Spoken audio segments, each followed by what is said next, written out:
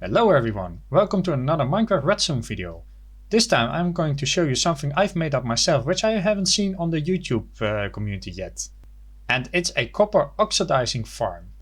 So as a summary, here we have a device, which I came up myself, which can detect, because this is the spot where we place the copper block. The observer will detect the copper block even when placing it, but also when it is oxidizing. So each phase of the copper block will be detected. Then we have a hopper chain with just two facing each other, which are both locked. This is because there are some items inside which will have effect when we are comparing it.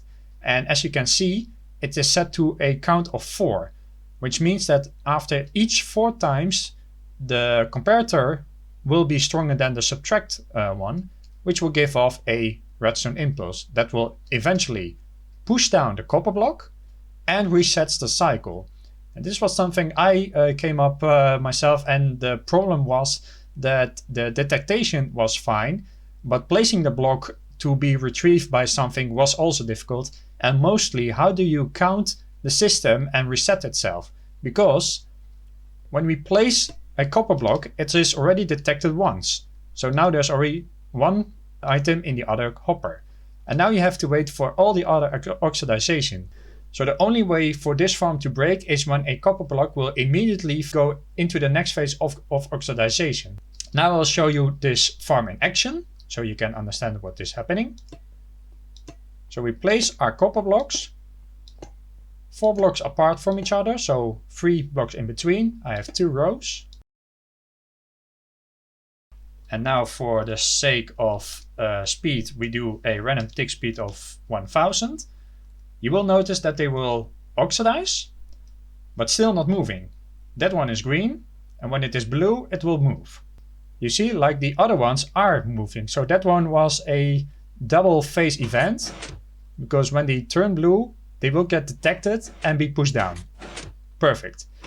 And the way this works is that a block that is on the upper thing will not block or give out the redstone pulse that is, or the redstone signal, because it can travel downwards. But when this block is moved down,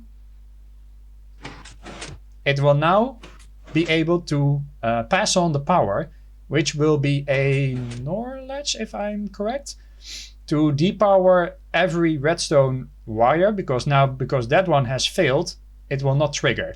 But if I do that manually, how do I do that? I have to take this one and put it in here. That will depower and activate the flying machine.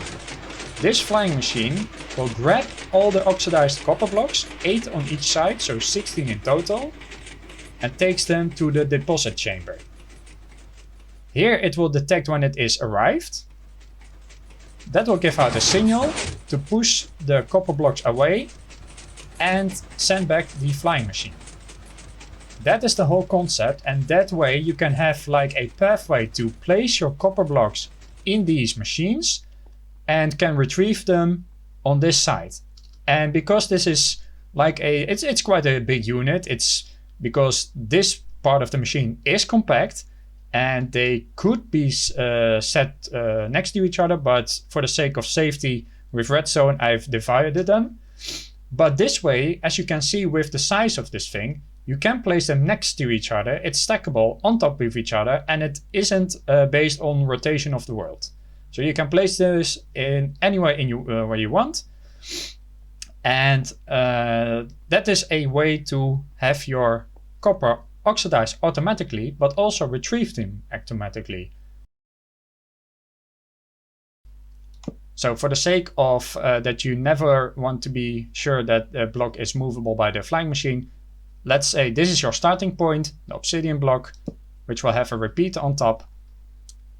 A whatever block you want that is powerable, so no glass, and you need 1 slab or 2 in order to make this farm work. So choose anything that is has the availability of slabs and stairs. Have a redstone block behind with a redstone dust on top, so it can be always powered. You don't have to worry about the ticks on this repeater, but the repeater that goes on top of this block has to be set on 2 ticks. You will then have a observer that is facing its face away from the circuit, so it's behind, so that its redstone output signal connects with the repeater. Then you will have a block attached to the repeater and a torch on the other side. This one will have the hoppers above it that will be locked. So place a hopper, place this one, then replace this hopper so they are like one system. This one is now locked, so now you can already fill in this hopper, which has 4 shovels because it's like unstackable and easier to count, not that it attaches with the blocks. Because it's now locked, it won't pass into the other hopper, but if I do it on the other hopper, it will go back. So now we will have a half slab here with a comparator this way. Then you have another comparator in subtract mode that connects to the other comparator. Then have a temporary block here to place a hopper where you will put your other count mechanism, which will have 3 shovels and then any block you would like. Now you have 4 unstackable items in one hopper that will be the output signal, and one which will have 3 unstackable items and 1 normal block that can be counted. Because this is in subtract mode, this will activate only when the signal is stronger than the other comparator.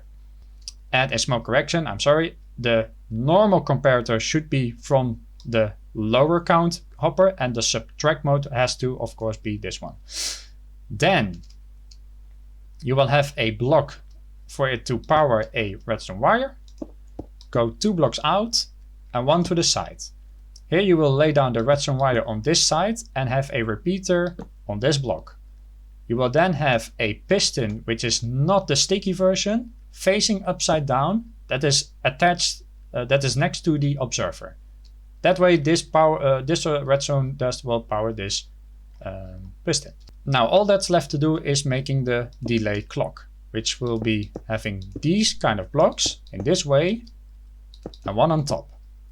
You will then have 1 comparator here, 1 comparator this facing this way, fill the rest with redstone dust, and have the last torch be sitting above the other hopper.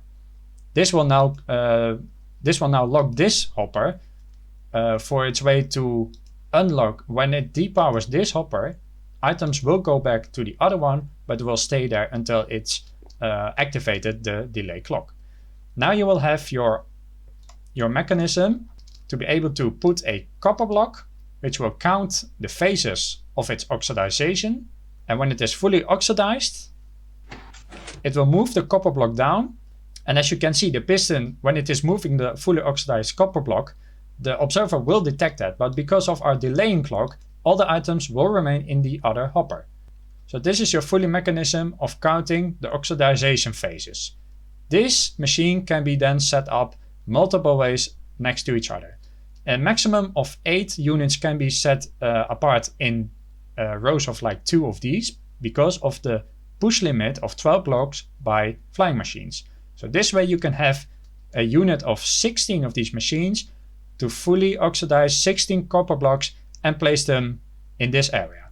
And then it's simply, when you pass by, pick your eggs, get them down, and be able to replace your blocks on top of this. The only thing you have to do when you want to make this with these units is simply having a block that will be here, have a block below the repeater with a redstone dust, have a torch that will be depowered when the signal strength goes through this block, and that will create this line which has to be unpowered to activate the flying machine. Then it's simply a flying machine you can make. I will show you this way. It's simply having 2 sticky pistons facing each other in like a 2x2 area. Fill the honey blocks on each side, so you have a 2x2 square, 1 on each side. It doesn't matter which way it's facing, and have 2 observers that are like facing from the honey block. Oh, of course, they are honey blocks.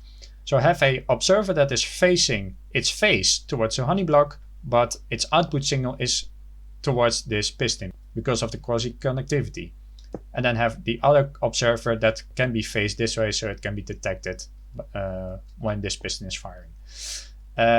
If you want to be sure how to do the last part, build this like I did with your honey block on this side, which is like one block below the other one on the right side. So you can be sure, and that it simply needs to be measured away where you want to stop your flying machine. You have to test that.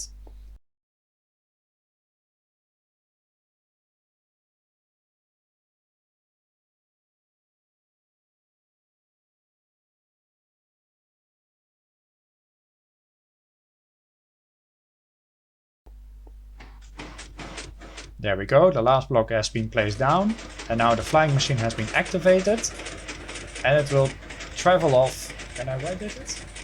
No, not really. But it will take all the other blocks with it, and then you simply need to make a station where your flying machine will stay like this.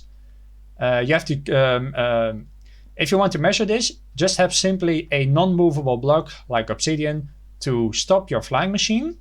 See where the oxidized copper are being set up. Place your pistons this way, because the sticky piston will retract this block first, then be pushed down. But this way you can make this system work on the place where this flying machine has ended. And then simply have a detection where the last, so not the other side, but this side, your furthest block available will be detected. Because if it's now being detected, which I haven't, let's do it this way. Now it has been detected, and all you need to do is, after it's being done placing the oxidized copper, simply activate the flying machine again. That will travel backwards, not interfering with any of the redstone, and be at its home station to be activated again when you place your new blocks.